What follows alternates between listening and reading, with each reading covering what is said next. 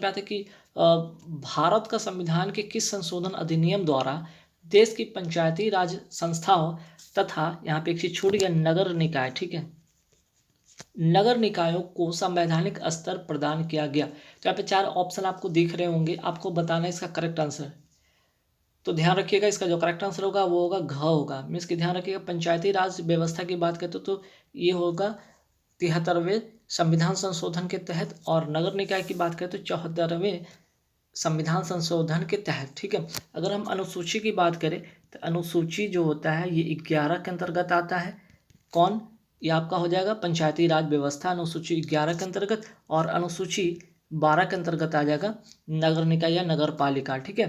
तो पंचायत की बात करें तो ये रिलेटेड हो जाएगा अनुसूची 11, और नगर पालिका की अगर बात करते हैं, ठीक है, नगर पालिका की बात करें तो ये अनुसूची 12 के अंतर्गत, और संशोधन जो है यहाँ पे संविधान संशोधन 74वें के अंतर्गत आएगा। तो 73वें और 74वें की बात करते हैं पंचायती और नगर निकाय या नगर पालिका से, अनुसूची की बात की 11-12 से रिलेटेड है, ठीक है।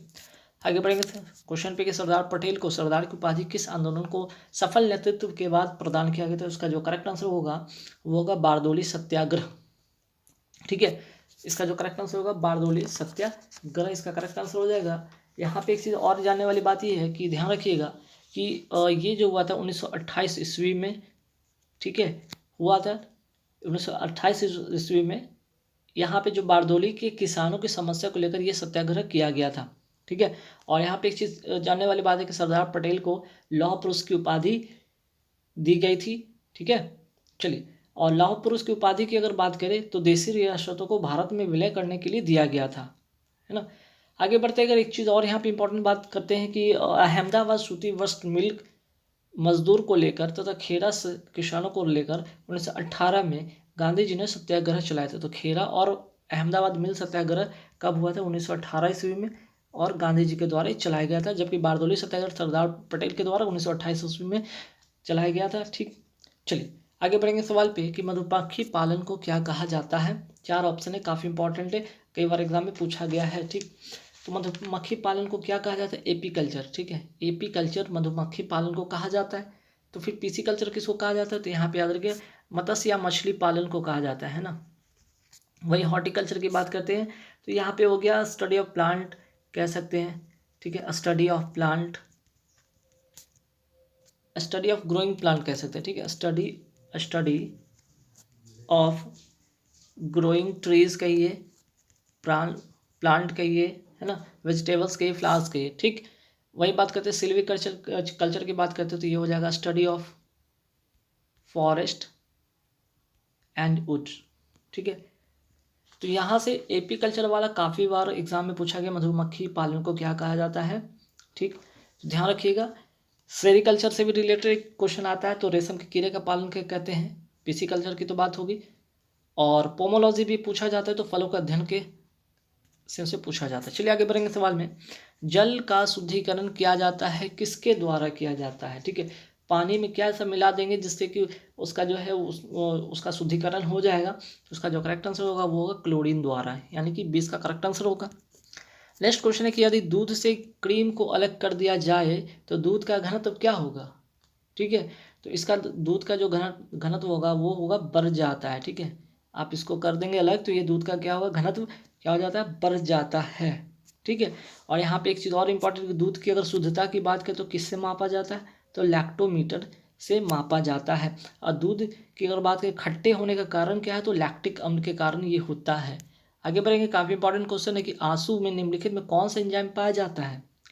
तो आंसू में जो एंजाइम पाया जाता है लाइसोजाइम एंजाइम पाया जाता है, वेरी वेरी इंपॉर्टेंट है, जो कि करता है क्या भाई, ये जो बैक्टीरिया जो आते हैं आँख में आ जाते हैं, ठीक है, उसको ये मारता है, ठीक। ये एंजाइम का काम ही क्या है? आपकी आँख में जो बैक्टीरिया होते हैं उसे मारते हैं, है ना। चलिए आगे बढ़ेंगे सवाल पे, सवाल नंबर 7 पे आते हैं कि दाद क्या है, मीन्स कि रिंग वर्म क्या है? तो एक कवक जनित रोग है, मीन्स कि फंगस जनित रोग है, क्लियर। चलिए आगे बढ़ेंगे कि 100 वर्ग गज क्षेत्रफल का अर्थ क्या होता है? तो 100 वर्ग गज क्षेत्रफल का अर्थ होता है 83.6 वर्ग मीटर होता है इसका करेक्ट आंसर, ठीक है, 83 से रट लीजिएगा आप, क्लियर। और एक गज की अगर बात करते हैं एक गज में कितना होता है मीटर? 1 गज में होता है 0.91 मीटर होता है। चलिए आगे बढ़ेंगे। सुभाष चंद्र बोस किस छद्म नाम से कलकत्ता से काबुल पहुंचे? ठीक है, काफ़ी इंपॉर्टेंट क्वेश्चन है। तो इसका जो करेक्ट आंसर होगा वो होगा जियाउद्दीन। ठीक है, जियाउद्दीन के नाम से काबुल पहुंचे। चलिए आगे बढ़ेंगे सवाल पे। किस स्थान को समुद्रपुत्र कहा जाता है? तो इसका करेक्ट आंसर होगा वो होगा गंगा सागर। नेक्स्ट क्वेश्चन पे आते हैं कि शक संवत कब से प्रारंभ किया गया? तो शक संवत की अगर बात करें तो ये 78वीं ईस्वी में प्रारंभ किया गया। जब कनिष्क ने 78वीं ईस्वी में गद्दी पर बैठने के समय शक संवत चलाया था, तब से ये प्रथा चली आ रही है। ठीक है, तो कनिष्क के समय से ये प्रथा है कि इसके जो शक संवत की शुरुआत हुई है कनिष्क के समय की बात है। ठीक है, ध्यान रखिएगा कनिष्क के समय की ये बात है। चलिए आगे बढ़ेंगे सवाल पे। भारतीय राष्ट्रीय कांग्रेस ने मौलिक अधिकारों पर पारित प्रस्ताव को अपने में स्वीकार किया कब? ठीक है, भारतीय राष्ट्रीय कांग्रेस ने मौलिक अधिकारों पर पारित प्रस्ताव को अपने में स्वीकार कब किया?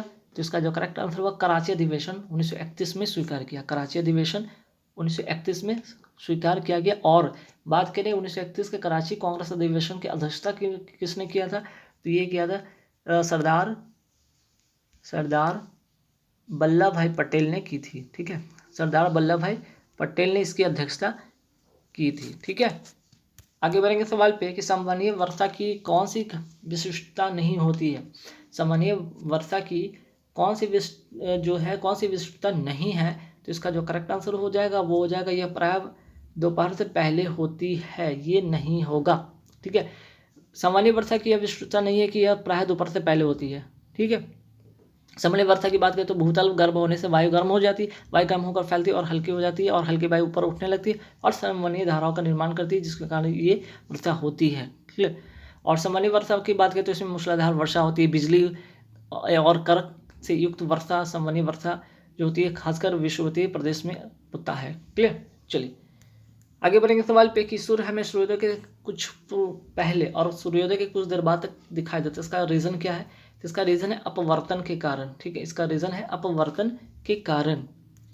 नेक्स्ट क्वेश्चन है कि जब किसी बर्फ के टुकड़े पर दाब बढ़ाया जाता है तो इसका जो गलनांक है मीन्स की मेल्टिंग पॉइंट क्या हो जाता है? ठीक है, जब हम किसी बर्फ के टुकड़े पर दबाव बढ़ाएंगे तो इसका क्या होगा? तो इसका गलनांक जो होता है वो होता है घट जाता है। ठीक है, वो क्या होता है? घट जाता है, यानी कि कम हो जाता है ना। आगे बढ़ेंगे सवाल पे कि डीएनए की किस प्रक्रिया द्वारा आरएनए उत्पन्न होता है? तो इसका जो करेक्ट आंसर होगा वो होगा ट्रांसक्रिप्शन मीन्स की प्रतिलेखन। ठीक, काफ़ी बार एग्जाम में पूछा गया। और डीएनए का फुल फॉर्म आप सबको पता होना चाहिए कि डीऑक्सी राइबो न्यूक्लिक एसिड। ठीक है, इसका जो होगा वो क्या होगा?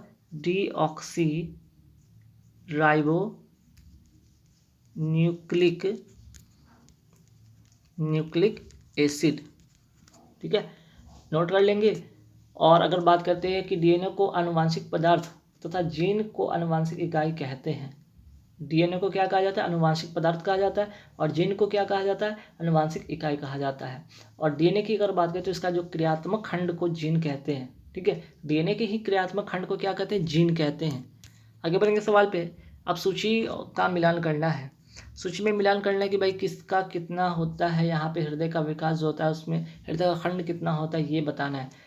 तो इसका जो करेक्ट आंसर होगा क्या होगा? मछली की अगर बात करें तो मछली में कितने कोष्ठ होते हैं?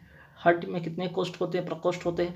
तो मछली में होते हैं 2 मीन्स की फिश का हो जाएगा ये, इसका 4 हो जाएगा। सर्प की बात करते हैं उसमें कितना होता है? 3 प्रकोष्ठ, अर्थात ये होगा इसका करेक्ट आंसर 3। मगरमच्छ की बात करते हैं तो मगरमच्छ में 4 प्रकोष्ठ होता है, यानी कि 1 इसका करेक्ट आंसर होगा। और तारा मछली का स्टार फिश की बात करते हैं तो इसमें हृदय होता ही नहीं है, अर्थात इसका होगा 2, है ना। चलिए आगे बढ़ेंगे सवाल पे। सर्वप्रथम कलिंग पर किसने विजय प्राप्त की थी?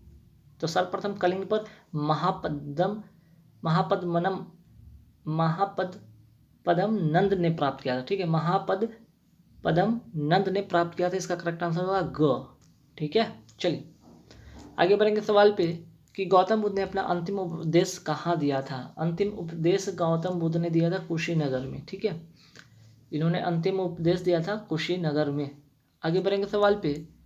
सवाल नंबर 20, मुगल काल में हरकारे कौन थे? हरकारे को कहा जाता था विशेष वार्ताहर या जासूस कहा जाता था। नेक्स्ट क्वेश्चन पे आते हैं। नेक्स्ट क्वेश्चन क्या भाई यहाँ पे, जैन धर्म श्वेतांबर एवं दिगंबर संप्रदाय में कब विभाजित हो गया था? किसके शासनकाल में या किसके समय में? तो चंद्रगुप्त मौर्य के समय में। ठीक है, आगे बढ़ेंगे सवाल पे कि गिद्धा लोक नृत्य किस राज्य का लोक नृत्य है? तो इसका जो करेक्ट आंसर हो जाएगा वो होगा पंजाब। आगे बढ़ेंगे सवाल पे, गुप्त वंश के किस शासक ने सर्वप्रथम महाधिराज की उपाधि धारण की? तो इसका जो करेक्ट आंसर हो जाएगा वो क्या हो जाएगा? चंद्रगुप्त प्रथम ने। आगे बढ़ेंगे, हिंडेनबर्ग रेखा किन दो देशों के बीच की सीमा रेखा है? काफ़ी इंपॉर्टेंट क्वेश्चन, इसका जो करेक्ट आंसर क्या होगा जल्दी से बताएंगे आप लोग। हिंडेनबर्ग रेखा किन दो देशों के बीच की सीमा रेखा, ये आपको बताना है, जल्दी से बताएंगे आप लोग। आप लोग समय देता हूँ थोड़ा। तो इसका जो करेक्ट आंसर क्या होगा? जर्मनी और पोलैंड। ठीक है, संविधान का व्याख्याकार और संरक्षण कौन होता है? तो इसका करेक्ट आंसर हो जाएगा सर्वोच्च न्यायालय, मीन्स की सुप्रीम कोर्ट। ठीक है, नेक्स्ट क्वेश्चन है कि मुद्रा की कमी। ठीक है, नेक्स्ट क्वेश्चन क्या है, मुद्रा की कमी के कारण उत्पन्न आर्थिक मंदी को क्या कहा जाता है? तो इसका होगा डिफ्लेशन, मीन्स की मुद्रा संकुचन।